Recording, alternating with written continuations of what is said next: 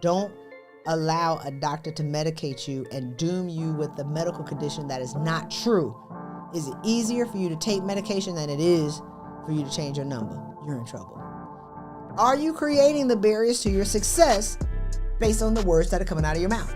Based on the secret thoughts that you have? Based on the conversations that you have with your raggedy friends about y'all's raggedy jobs, about what y'all keep doing and people aren't paying you? You're creating the barriers to your success. How did I overcome depression? I got off social media because I was taking selfies, smiling, and I started crying when the camera was off. I was lying, they lying. I couldn't take lying anymore, and I couldn't take watching the lives of other people.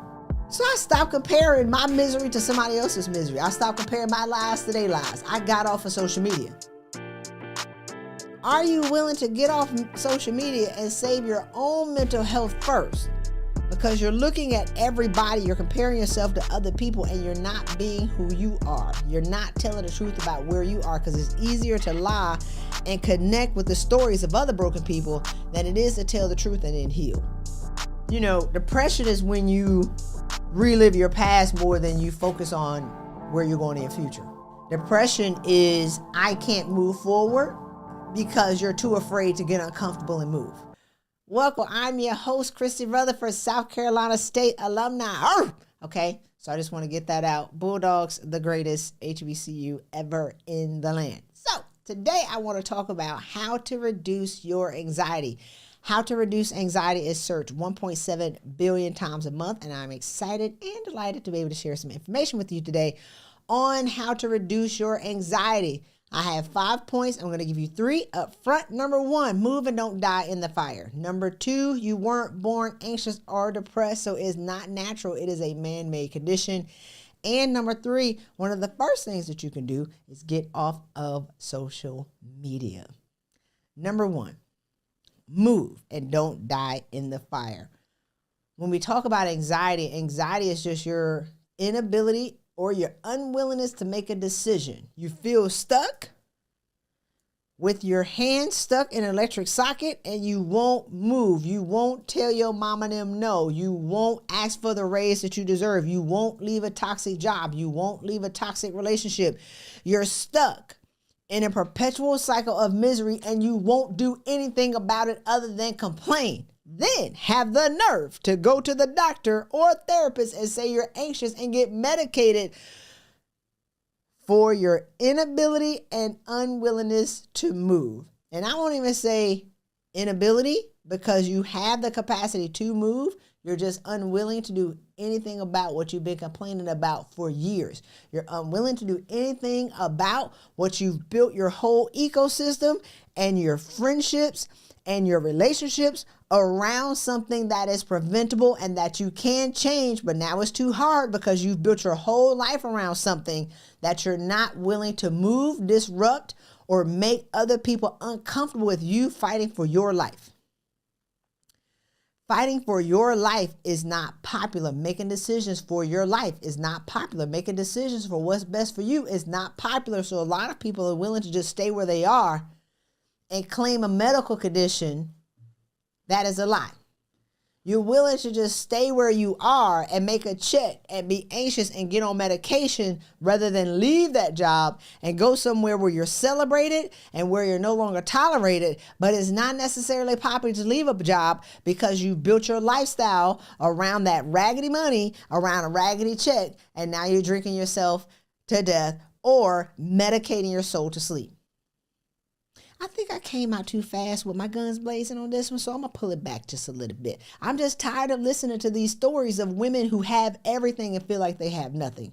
I'm frustrated from listening to women talk about ending up in the hospital, having blood transfusions, being in the hospital ICU for 2 weeks because they were unwilling to do anything about what they had been complaining about for years. This is a life and death situation.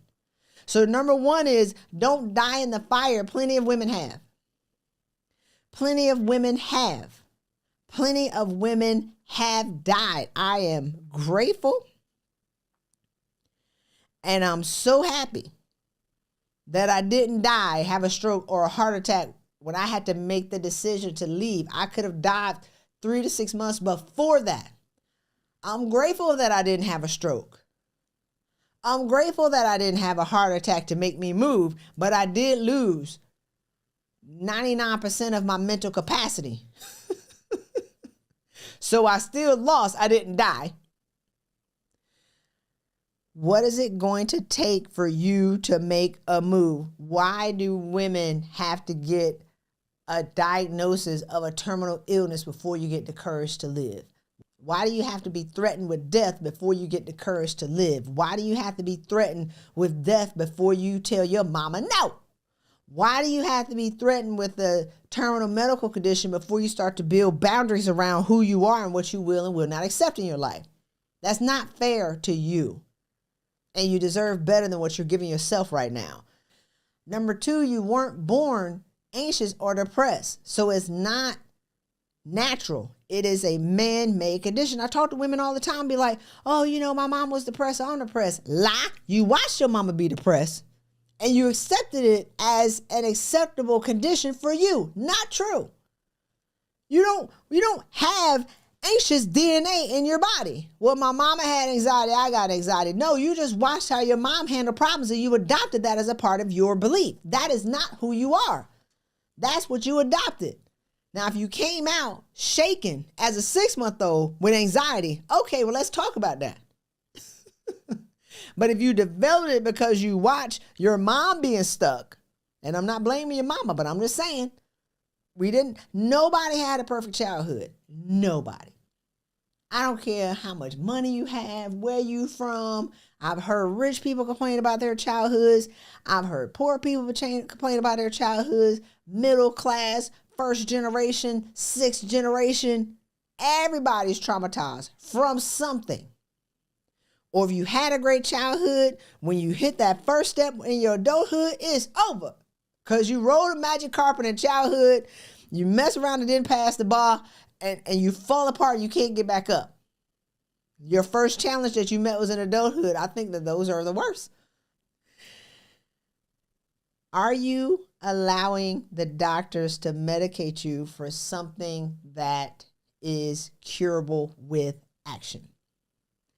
I remember I went to my first therapist in my career.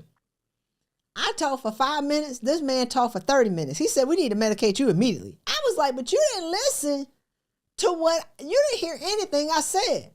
I just said I'm having problems with my boss. And I was. He told me things about my story that was not true. He's heard all these stories from people and he formulated this vision of who I was and told me who I was. That was not true.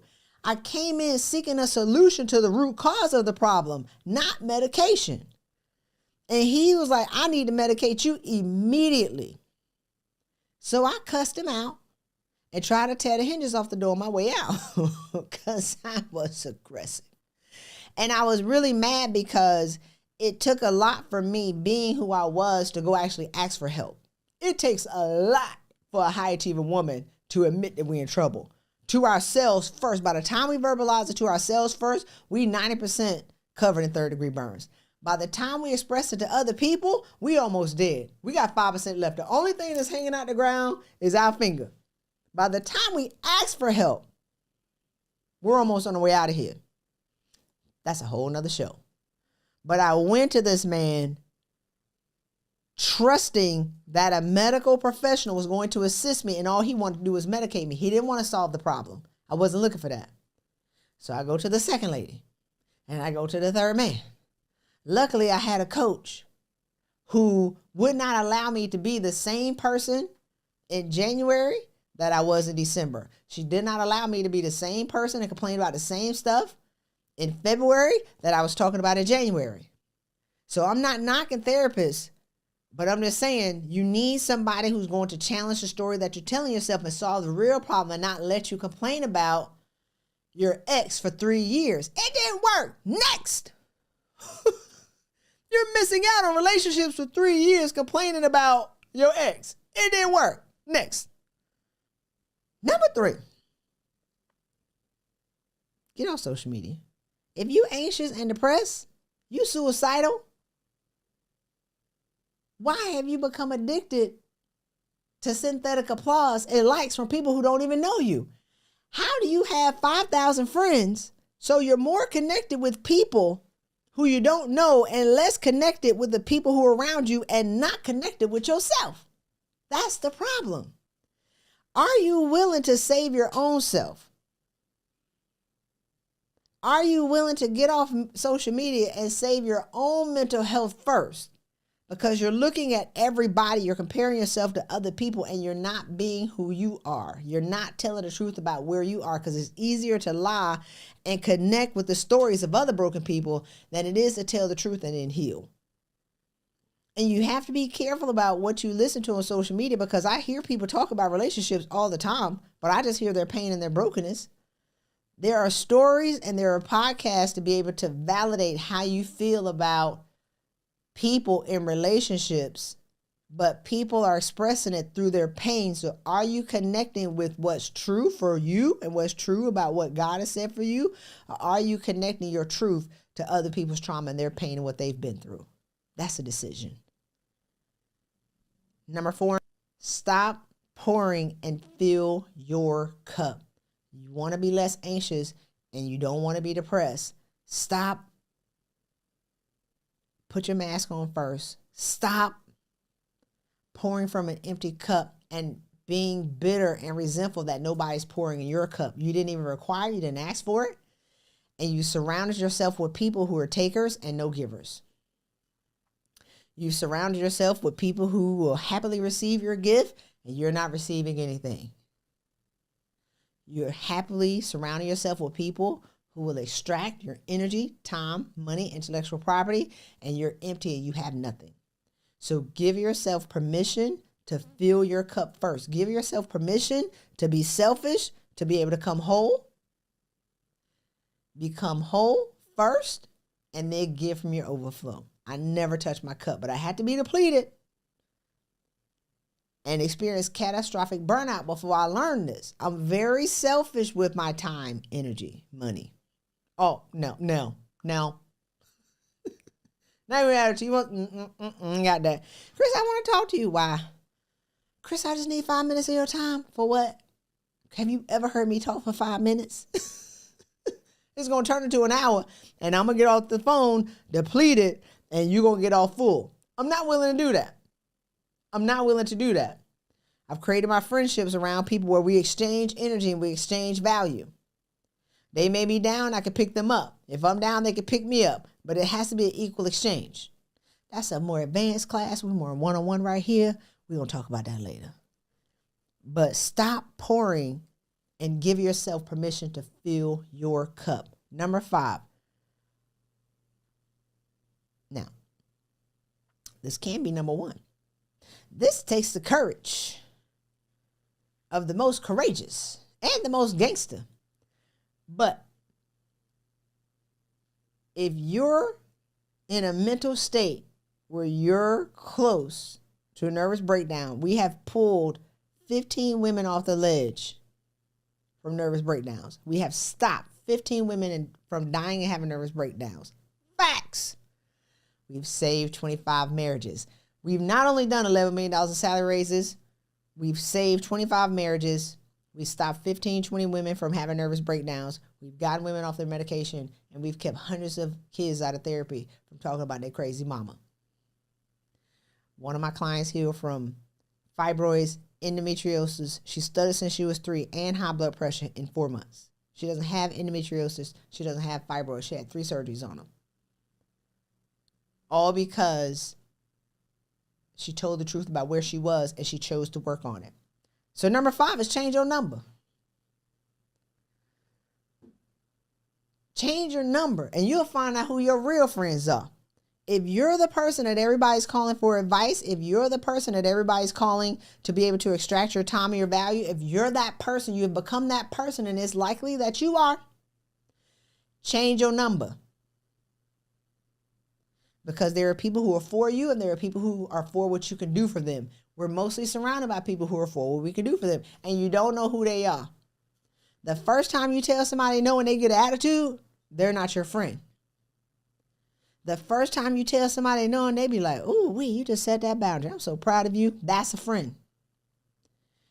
If you have people who are benefiting off of your energy and benefiting off of you pouring from a cup that's empty and dry, but they still ask, that is not your friend. That is a person that is using you, and it can be somebody in your family. Change your number. I love my family. Some of them don't have my phone number. I love them though. What you want, cuz? Change your number. Disconnect from people who are using you. But some people would rather have nervous breakdowns or do heinous things to themselves before they actually draw a boundary around their family and friends, the people who are driving them crazy the most. Y'all worried about your coworkers when your mama's driving you to a nervous breakdown. You talking about your boss when your raggedy friends are driving you to a nervous breakdown. Change number. Code red. You're on fire. It's searched 1.7 billion times. Don't allow a doctor to medicate you and doom you with a medical condition that is not true. Is it easier for you to take medication than it is for you to change your number? You're in trouble. If it's easier for you to drink a box of wine a night or a bottle of wine a night or a glass of wine a night than it is for you to get off social media, you're in trouble. If it's easier for you to go around and tell people that you got high functioning depression and high functioning anxiety, accept that as a medical condition when it is a marketing term used to medicate people who won't do something about their lives, you're in trouble. If you're in trouble, my advice to you and my plea is really make a decision to change and do something different. Change your number, free. Getting off social media, free. Stop pouring from an empty cup, free. Will you choose to save yourself, or are you going to wait for other people to save you? It's not going to happen. All right. Does anybody have any questions on anxiety? Yes, I do. Okay. So I've been diagnosed, and I put that in air quotes, with focused ADHD, which was the counselor's way of letting me know why I feel such anxiety. She told me to take a supplement that has GABA to help relax my neural pathways. I'm not okay with having to take something every day to help me remain calm for the rest of my life. So how do I overcome this going forward? Okay. So focus ADHD. Yeah. What does that even mean? I don't know. Never heard of it. But that's what she told me, because I can barrel through almost any project I put my mind to. So is it ADHD? Do you have ADHD? According to her, yes. Okay, so according to her, not according to you. I just think I'm a high achiever personally. Great. Okay. So you're a high achiever who can do 10 things very well. Yes. I think that what the medical community, I wouldn't even say they did it. I would say pharmaceutical companies did it for marketing, is that they started to make up stuff. Focus ADHD, adult ADHD. This lady told me that her doctor told her she's like 50 something, that she was on the spectrum and had adult autism. And then she fell into a hole. What? Focus ADHD is not what people say about you or what doctors say about you, is what you answer to. If you touch and agree with her that that's your medical issue and it derails how you see yourself, then you're in trouble.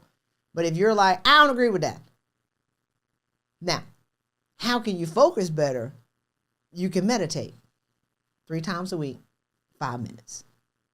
Okay. So the benefits of meditation, one, are endless. But the thing about high achieving women, when we sit down long enough, we don't practice enough to be able to acquire a new skill. So for my clients, I always say 5 minutes, 3 times a week. But we'd be like, no, I want to do 7.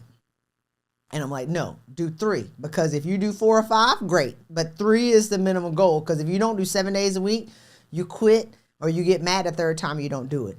It takes about 2 weeks for your mind to slow down long enough for you to feel the benefits of the meditation. So a lot of complaints that I get from my clients is, well, my mind starts racing when I meditate. No, your mind has been racing. Now the meditation is you watching how your mind is going. Or they'll be like, I'm praying. Praying is you're talking. Meditation is your capacity to be able to receive. So are you meditating? Yes, I am. Several times a day, actually. Several times a day? What are you doing when you meditate? What am I doing? Yeah. I used to say I am to myself and breathe that, but now I just focus on the breathing to quiet down the thoughts. Okay. Have you ever tried guided meditation? Maybe once or twice. I would try give guided meditation. Consider that, because guided meditation is you bringing yourself in to be able to focus on your breath, and they're telling you where to be able to direct your mind to go. Does that make sense? Because even if you're trying to intentionally focus on your breath, are you thinking about other things when you're doing it? Sometimes, occasionally I am. Is it a difficult task for you to try to get your mind to focus? You got to work for it. I gotta work hard at it. Yeah. So you're working when you should be relaxing and breathing.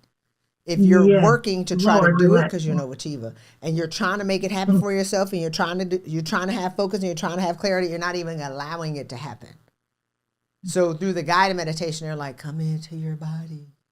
As you breathe down to your stomach, imagine the light, and then it comes back up. So it's less resistance in that. So in your meditation, you're creating strain, trying to make something focus, and then you beat yourself up on why you can't be able to get it done, and why can't you get this? So that's almost torture. Yes. And you're not getting the benefit from it. You put that in a nice package. Yes, that's it. I had years of that. I would go hours like that before falling asleep.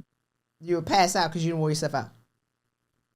Yes, I could not lie down and just be relaxed. It would take a long time to get my brain to kind of like quiet down. No, you just passed out because you wore yourself out. Pretty much. You can search on YouTube for guided meditation. 5 minutes, 10 minutes, 30 minutes, whatever it is. But go with the guided meditation to somebody who has a pleasing voice to you, and just do that 3 times a week, 5 minutes. The foundational habits upon all the positive habits that my clients have, meditation is the baseline. If you can get that, you can change your whole life. Then you'll have more energy to work out. Then you'll be able to sleep better. Then you'll be able to eat better. Then you'll be able to manage petty people. Then you'll be able to have more patience for the people at work. Then you'll have more clarity in what you're going to do. So another benefit of meditation is if you have kids. I don't have none. God is good, but I got cousins and nieces. So like little kids, if they come in the house, like I would be at one of my friends' house and they'll clean up. Floor is littered with a gazillion toys. And they'll clean them and they'll put it all up. We'll go somewhere and come back. I promise you 30 minutes, all the toys are back on the floor. So what meditation is, you want to make a lifestyle, because now you can't think when you have clutter in the house. You're able to clean the room up, so you're able to clean your mind up, so you can now solve the easy problems that come in. You're able to solve things that are coming in. But if everything is jumbled up, it's hard for you to be able to navigate what's the solution to the problem if you're stepping on all the toys. And if you mess around and step on a Lego or you step on a Jackstone, it's over. Have y'all ever stepped on those? We're 40-something. Yeah. Once you're able to clean that up, know that within a day or a couple hours, it's going to be junky again. And then you clean it up again, and then it's junky again. And then over time, when you've built the skill, then it's less stuff that comes out in your mind. You're not always going to be clean, which is why this becomes a lifestyle, but it allows you to be able to solve your problems and live a more peaceful life. But if you're trying to force meditation, you're not meditating. If you're talking, you're not meditating. If you're praying, and people have different definitions for it, but meditation is when you're tuned in to who you are, so you can be able to receive messages from you, because you're talking to you all the time. You're attempting to get across to you what you desire and what's going to be best for you, but you haven't tuned in to you. And the last part is, if you wake up in the middle of the night at 3 o'clock in the morning, there's somebody trying to get a message to you. So everybody's like, oh, I see these numbers, 111, 444. They go Google what that means. I wake up in the middle of the night, I'm looking at the wall. Clearly somebody there is trying to talk to you. When you're looking at the wall in the middle of the night, just say, somebody trying to say something over here. Somebody trying to say something to me. Don't get out of bed. Don't drink tea. Grab your journal like I saw this lady do. I was like, girl, you messing up the phone line. You're laying there. You're in silence. You're wide open to receive messages and guidance on how you can live the life that you desire. So they're like, is somebody trying to talk to me? And they'll be like, yep, here we are. I had the number 35 flash to me the other morning. I've been trying to figure out what it means. Just be like, is somebody, y'all, what y'all got?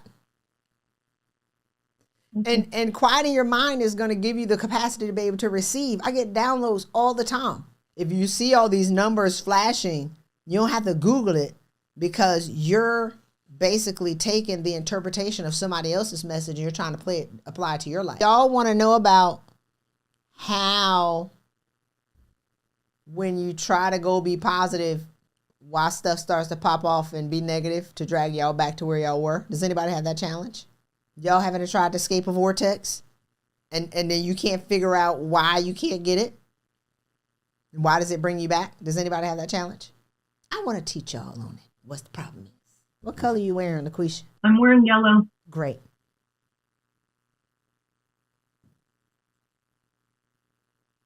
So that's you.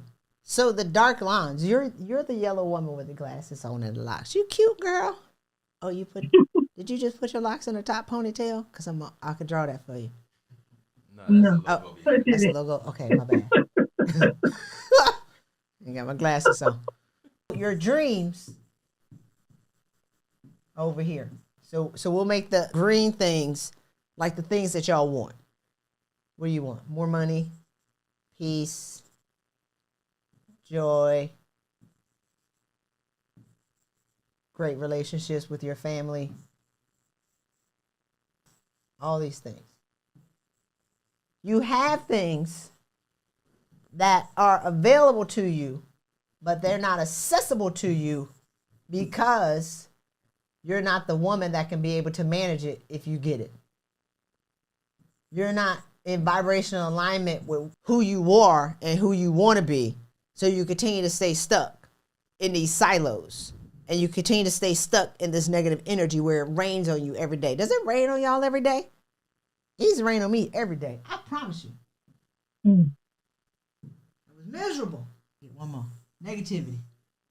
You want a new job or you want more money without actually changing. The goal is, how do you focus on what do you want and where do you want to be and what do you truly desire? Meditation is going to remove this. It removes some of your hair too, but it's okay. It's going to remove this line around you. That's the first layer, like the first habit of what do you need to do to be able to access what's available to you. It's available to you. Happiness is available to you. Joy is available to you. Peace is available to you. Harmonious relationships with the people in your family is available to you. Harmonious relationships with the people that you want to have more love for or be in love with is available to you. It's not accessible to you because of the negative energy that you're carrying around from the things that have happened to you in life. Meditation is a great habit to be able to instill in your life. So once you get that done, then you're able to access these two things that I just erased by hitting on them. Now, you do it long enough, and now you start to work out to move your body and become into more energetic alignment. And now you have these other two things that are accessible to you. This one, and this one. So now you have three things that are going to pop out. The thing about high achieving women is you have everything that you need to be able to make $425,000. It's available to you, but it's not accessible to you because of the story that you're walking around with, the patterns that you're walking around with, the complaining and the things that have happened to you in your childhood that have unresolved that you're carrying around with you that is weighing you down and keeping you in a perpetual cycle of misery, in a perpetual cycle of complaining, in a perpetual cycle of overworking and being underpaid, undervalued, unseen. It's because you're not in alignment with who you are. You're not in alignment with who you are, the great woman that you are, and you're pretending to be somebody else so you can be liked. Leadership is not popular. Being a leader in your family is not popular. Being a pattern breaker and a change maker in your family is not popular. And we're lonely and we're angry and we're frustrated. But the only thing that we can control is how much we work. But if working harder for the past 10 years haven't gotten you the result that you want, working harder is not the solution to the problem. It's not doing, it's being. Napoleon Hill's book is called Think and Grow Rich, not work harder and grow rich, not work more and grow rich, not kiss more, ASS and be rich, not brown nose and be rich, not laugh at corny jokes and go to Christmas parties and be rich. It's Think and Grow Rich. So what do you need to let go of so you can be or actually recognize who's already standing there? So a lot of times when my clients get these raises, we've done $11 million in a pandemic. A lot of times when they get the raises, they happen within 2 to 4 months because all I'm doing is helping them unpack who they are and let these things go that's stopping them from receiving what is already available to them but not accessible to them because of their habits and because of their thinking and because of the things that they've gone through, the stories that they'll continue to tell themselves, the baggage that they're carrying around. So once you start to let these things go, these things that have been waiting for them on the outside now become accessible and they can access now the dream. All of them. We're coming for all of it.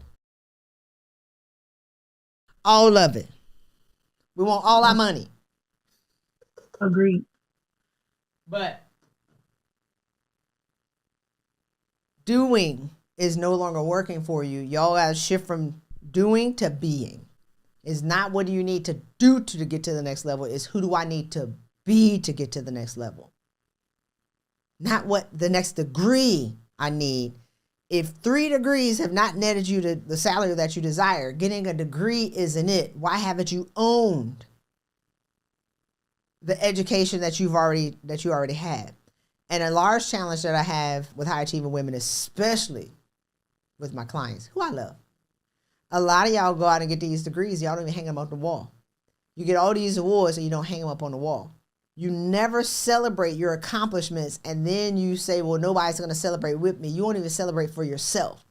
So you get all these awards and you put them in a box. You don't even know where they are. You don't hang them on the wall, so you can't tell people how great you are. You're not even recognizing how great you are. You want them to see you as being great, but you don't know that you're great and you don't show up as great. But you want them to see who you're not being. People see who you see. Saints, turn your Bibles to Numbers 13:33. The scripture says, and we seem to ourselves like grasshoppers, and so we seem to them. Now, the way that the preachers preach it, they say, when they went out, sent scouts out to go into the land, they came back and they say, we saw giants. That's not what the scripture says. It says, and we seem to ourselves like grasshoppers, and so we seem to them. If you go into a job and see your leadership team as a place that's not accessible, and so it is, and so you seem to them. If they look to you to have positions that you can never get into, and so you seem to them. If you walk in the door and say, I'm a diversity hire, and they think I'm a diversity hire, but you got 5 degrees and more experience than 80% of the people in that job, and you say they're not going to promote me because everybody in the senior leadership team is white men, and so you seem to them. Are you creating the barriers to your success based on the words that are coming out of your mouth? Based on the secret thoughts that you have, based on the conversations that you have with your raggedy friends about y'all's raggedy jobs, about what y'all keep doing and people aren't paying you. You're creating the barriers to your success. And then you have all of these medical conditions, high functioning depression, high functioning anxiety, anxiety, depression, mental health. Let's normalize it. Let's now say everybody got ADHD. Let me tell y'all something. I'm sure I got ADHD. I'm certain. Undiagnosed, untreated. I'm certain. People who have ADHD have the capacity to change the world. And the only people who believed it to be a handicap are the people who are laying over there saying, I can't do anything. When people who have it have gone out and changed the world, but have it labeled as something negative. Actually, it's just not a label. It's just brilliance. Untapped, unrestricted, wide open brilliance. Labeled as something negative. Untamed. Just out here in these streets being brilliant. It's a gift. Does anybody else have any questions? So how do you recalibrate if your geographic location you're in, if the geographic location you're in no longer serves you? How do you find the right place? Move. So since we don't have any more questions and we have a couple more minutes, I'm going to read 2 sections out of my latest book, Trauma Default, which is, let's be clear, one of the greatest books ever written. Depression is a state of mind. Okay? It is my belief that being trapped in an unconscious mental state while replaying a cycle of trauma creates a pit that you fall in. Then you remain there for extended periods because you are unaware that there's a different path to choose. Depression is deep suffering, and the body releases chemicals because it relives the trauma of the past over and over again. The resistance of letting go of an unhealed past or not choosing to do something different can cause deep depression to the point of immobilization. This is a decision. Okay? But your decision is out of unawareness that you are the creator of your suffering. You're a victim of it, and you're continuously being victimized by a story or a situation that occurred long ago that continues to materialize in your present reality. When you react in the present, your present trauma is a manifestation of an unhealed past. So here's the thing while we close. You know, depression is when you relive your past more than you focus on where you're going in your future. Depression is I can't move forward because you're too afraid to get uncomfortable and move. Depression is when you feel stuck to the point of immobilization because your soul is calling you to greater and you're calling yourself, you are calling you to rise higher to higher planes of growth and to rise to higher planes to break generational patterns for your family, but you've acquiesced everything that you want to do in your life to your job to fit the lifestyle of your job, or I don't have enough money, or I don't have enough time. But surely there's someone who had worse off conditions than you had, and they found a way to be able to be productive. They found a way to be able to produce. They found a way to get out of their way so they can be who God called them to be. I used to be depressed. I wouldn't call it depression because I was drinking red berry Ciroc with muscadine juice out of a mason jar, eating Little Caesar's pizza with nutty bars and cheese and snack mix on my brother's house with no money and no car, no house, no nothing, no clothes. I was like the children of Israel. Them yoga pants didn't wear out. I promise you I should have had stock in them yoga pants. I wore them things every day for 3 years. So how did I come out of my depression? One, I had to acknowledge that I was depressed. I don't think it's normal to sit around and be drunk all day. But I needed a break. That's what burnout looks like. Y'all talking about burnout. Y'all just tired. Burnout is catastrophic. When I burned out, I could not create a coherent sentence for a year. I could not talk for a year. That's burnout. Y'all just tired. There are levels to burnout. So let's be clear. So I had to move in with my brother because I was crazy. I could have got a job, but I knew I needed to heal. So how did I overcome depression? How did I overcome the anxiety and the panic attacks? I resigned from my job. I made a decision to go be who I was meant to be. I made a decision to answer the call to destiny. It was true that my boss was toxic. It was true that I was being harassed. That was true. I worked for a psychopath. But it was also true that I wanted to live a different life. It's also true that I was miserable. It's also true that I was suffering. It's also true that I knew I was out of alignment with my destiny. It was also true that I knew that I was meant for greater, but I had played safe in a secure job where I had 3.5 years to retire with a full pension. Those two things were true. And once I made the unpopular, all caps, unpopular decision to resign with 3.5 years left to retire with a full pension, I would have retired in 2016. Nobody approved that decision and run for my life as opposed to dying in a job. The panic attacks went away. The anxiety went away because I made a decision to move. You heard me say it was unpopular. I ain't gonna visit my family for like a year because they didn't like that. All of my friends were in the military. I left a great career, but I was suffering. I left a good check, good, delicious country fried steak with white gravy on it, egg roll with yeast rolls and honey butter, delicious check. You hear me? For uncertainty. So the anxiety went away. The panic attacks went away. Then I fell into depression. Or maybe I was depressed the whole time, didn't even know. How did I overcome depression? I got off social media. Because I was taking selfies, smiling, and I started crying when the camera was off. I was lying, they lying. I couldn't take lying anymore. And I couldn't take watching the lives of other people. So I stopped comparing my misery to somebody else's misery. I stopped comparing my lives to their lives. I got off of social media. Actually, for like 7 months at a time. 1. You wanna heal yourself from anxiety and depression? Get off social media. 2, stop watching the news. All you're doing is watching the worst mayhem, murders, like the worst things that can happen. Yes, bad things happen to good people. If you watching murder mysteries and you won't park in the parking garage because you think somebody's going to come at you with a machete, you're creating your suffering. Stop watching negative shows. Stop watching the news. I don't know what's going on in the world. I promise y'all, I got here to this different city. I said, why everybody got coats on? I don't even look at the weather. It's raining. It's a little cold outside. I said, I'm going to be okay. I wear t-shirts every day with flip-flops.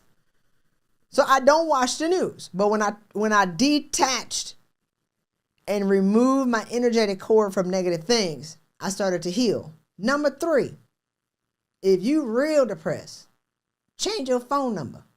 How about that? Because a lot of y'all are attached to people who they're calling you for your gifts. They're calling you for advice.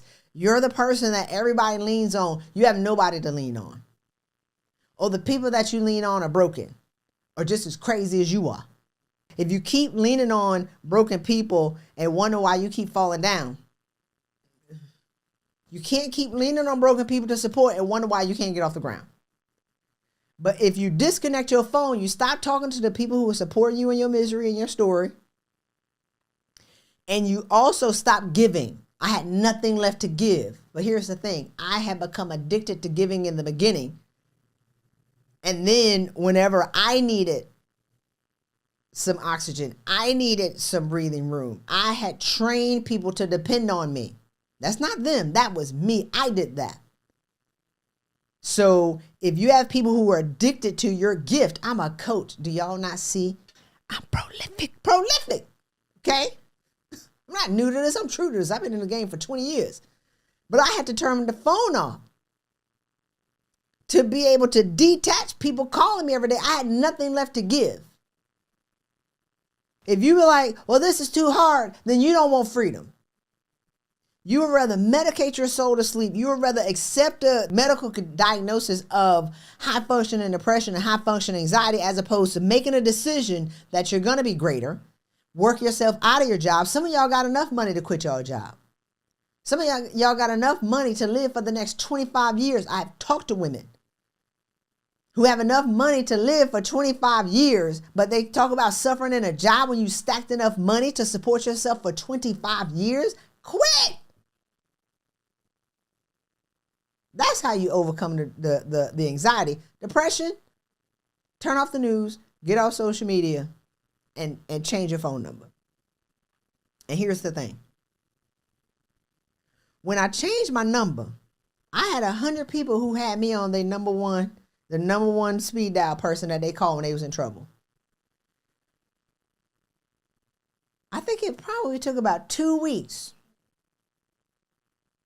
3 people emailed me. They found my treasury means. They called me. I ain't calling back. I mean, OFF disconnected off. I had a great time that month. I ain't answering my phone. I ain't calling back. They text me. Now everybody's calling me, y'all. Then they looked for me on social media. They didn't find me. They couldn't inbox me. They couldn't DM me. They was like, what in the world? 3 people emailed me on my Hotmail. They found me. And this is what they said. Are you okay? So you got people who are for you, and you got people who are for what you can do for them, and you don't know who they are. You got 2 to 3 people who are for you, who care about you, who are actually the same. It was 2 of those 3 were the same people who supported me leaving my career when the 100 didn't.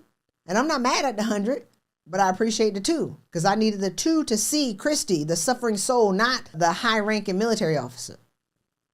Those same people cared about me. 100 people cared about what I could do for them. They didn't look for me past outside of what I could no longer serve them in. So are y'all only giving away your gifts and what you can do for other people and you leave nothing for yourself? And is that the root of your depression? So I hope that this session has been great for y'all. I appreciate the questions that y'all have asked. And if you want to, you can get my book, Trauma Default, at traumadefault.com. But it's not really about the book. I just really want y'all to consider not allowing people to doom you with a medical condition that's simply not true. So with that, I want to recap the top 5 things on how to reduce your anxiety, which is searched 1.7 million times a month. Move and don't die in the fire. Number 2, you weren't born anxious or depressed, so it's not natural, it's man-made. These are terms and labels that are not just given to you, but accepted by you. Number 3, get off of social media. Number 4, stop pouring and fill your cup. And number 5, change your number. So I hope you've enjoyed this episode. Again, I am Christy Rutherford. I'm excited and delighted to be able to deliver this information to you raw, unfiltered, and uncut. You can subscribe to this podcast. I would love it. Leave me your comments. Let me know if you like it or you hate it. I'm cool. I'm good. But leave us some comments. I want to hear what you think about this episode. Subscribe on YouTube, iTunes, and on your favorite listening platform, and your life will never be the same for the best. Take care.